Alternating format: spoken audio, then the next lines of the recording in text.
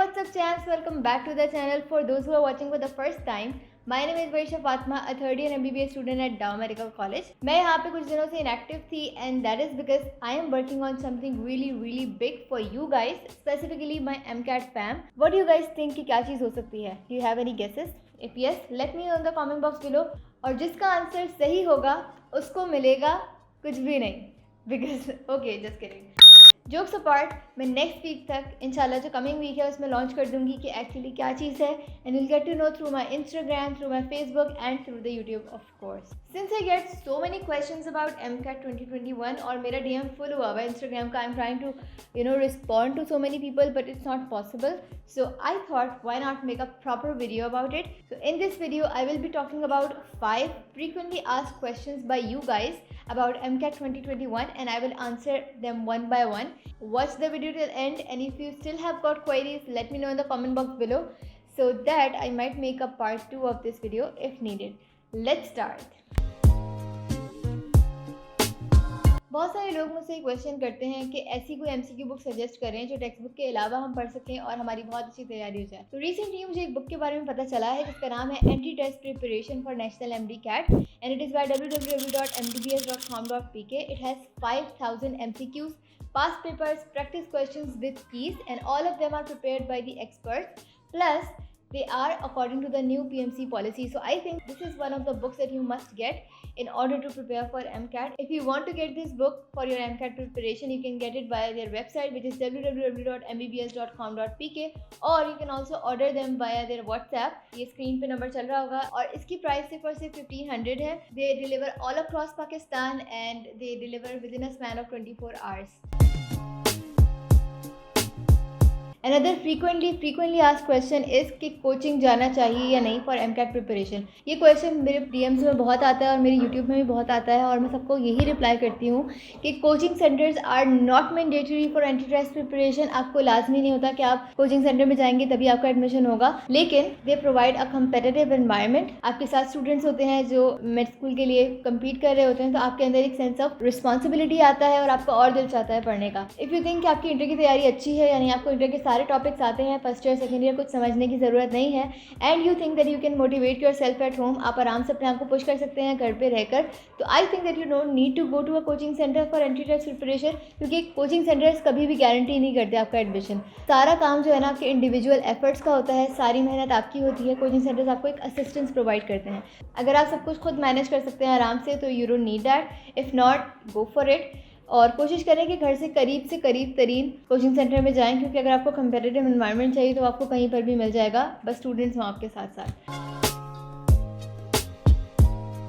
MCAT की तैयारी कब शुरू की जाए? So this is a very commonly asked question and I would say कि if you are an intermediate student तो आपका जो प्राइमरी फोकस है वो आपके इंटर के एग्जाम्स हैं, उस पर कॉम्प्रोमाइज़ नहीं करना है. सबसे ज़्यादा मेहनत आपको इंटर के एग्जाम्स के लिए करनी है अगर आप फर्स्ट ईयर और सेकेंड ईयर के स्टूडेंट्स हैं. बट आई वुड सजेस्ट कि जब आप इंटर के लिए तैयारी कर रहे हैं, क्योंकि MCAT का सिलेबस कोई डिफरेंट नहीं होता, इंटर का ही होता है, तो जब आप इंटर के लिए पढ़ रहे हैं तो उस तरीके से पढ़ें कि आपकी MCAT की भी तैयारी हो रही हो. और आई एम ट्राइंग टू से कि अपने कॉन्सेप्ट्स को इंटर में ही स्ट्रॉन्ग कर लें ताकि आपको अपने कॉन्सेप्ट्स को बिल्डअप ना करना पड़े. अगर आप अभी से इस चीज़ पे ध्यान देंगे तो आपको MCAT में बहुत आसानी होगी और आपको सिर्फ रिवीजन करना होगा क्योंकि टाइम बहुत कम होता है.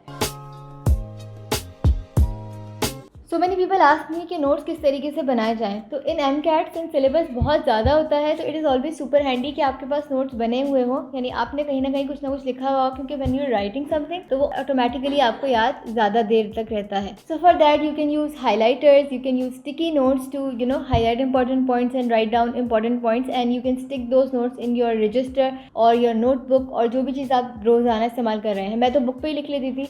इन my biology I use to highlight important points and इसी तरीके से मैं स्टिकी नोट्स पे जो भी इंपॉर्टेंट पॉइंट्स लेक्चर से कहीं पढ़ा या फिर गूगल से कुछ पढ़ा तो मैं यहाँ लिख लेती थी जस्ट लाइक दिस. लेकिन कभी कभार हाईलाइट करने की बात में मुझे चीज़ें नहीं याद रहती थी, जैसे कि फिजिक्स में होता है. Physics is a very dry subject और इसमें मुझे थॉरो रीडिंग से बहुत ज़्यादा उलझन होती थी और दोबारा पढ़ने का दिल नहीं चाहता था. तो उसके लिए what I used to do कि अपनी लेक्चर की जो कॉपी थी जिसमें मैं अपना सारा काम करती थी उसी में मैं बुक रीड करने के बाद बुक के जो हाई यील्ड पॉइंट्स थे, जो इंपॉर्टेंट पॉइंट्स मुझे लगते थे, वो मैं सिर्फ वहाँ नहीं रहने देती थी, एक पेपर पे कि अपने रजिस्टर में क्लियर राइटिंग में वो सारे पॉइंट्स लिखती थी चैप्टर की हेडिंग डालकर.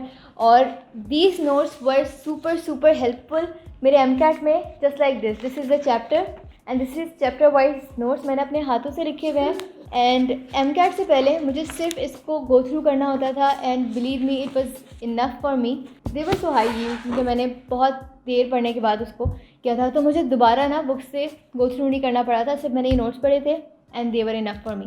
So you can do the same. Also I am considering to publish these notes into a booklet form या किसी भी तरीके से, ताकि आप लोगों तक पहुंच सके. So let me know if you guys want me to publish it, because that would be a very long process and मैं सोच रही थी कि मैं करूँ नहीं करूँ, फ़ायदा होगा या नहीं. So if you think that it will be helpful for you, let me know in the comment box below, ताकि मैं ये सब काम कर सकूँ. This is a very important question. जैसे आप सबको पता होगा कि लास्ट ईयर पीएमसी ने पॉलिसी चेंज कर दी थी, तो इस वक्त ये क्वेश्चन मुझसे बहुत सारे लोग पूछते हैं कि हम कौन सी बुक्स फॉलो करें. तो आई वुड सजेस्ट कि आप जिस भी प्रोविंस में से अप्लाई कर रहे हैं, वेदर इफ इट्स पंजाब, के और सिंध, तो आप पहले अपनी टेक्स्ट बुक्स को पढ़ें ठीक से. जो भी आपकी टेक्स्ट बुक सेंटर में आपने पढ़ी होंगी उन्हीं को ठीक से रिवाइज करें. Once you are done with your own textbook, उसके बाद फिर आप फेडरल बोर्ड एक दफ़ा ज़रूर पढ़ लें, क्योंकि फेडरल बोर्ड मैंने पहले भी अपनी स्टार्टिंग वाली वीडियोज़ में कहा था कि फेडरल बोर्ड को एक दफ़ा गो थ्रू करना होता है. लास्ट ईयर आ भी गया था तो अंदाज़ा हो गया होगा. आई वुड से कि पहले अपनी टेक्स्ट बुक्स को कंप्लीट करें, लेकिन फेडरल बोर्ड के लिए भी टाइम रखें ताकि फेडरल बोर्ड की भी तैयारी हो सके. मैं अलग से एक पीएमसी पॉलिसी के बारे में वीडियो बनाऊंगी, जो भी लास्ट ईयर चेंजेस आए और करंट क्या पॉलिसी है. तो stay tune. Alright guys, so this was the end of the video. I hope that this video was of use and I hope कि कुछ क्वेश्चंस आपके सॉल्व हुए होंगे. If you still have got queries, let me know in the comment box below. And if you want me to make a second part of this video, let me know. I will make it. कोई मसले की बात नहीं है. Best of luck. Believe in yourself. हिम्मत नहीं हारें. I know the times are hard, but I know that you people can do it, because that's why you are here. Allah Hafiz, take care, bye bye, peace.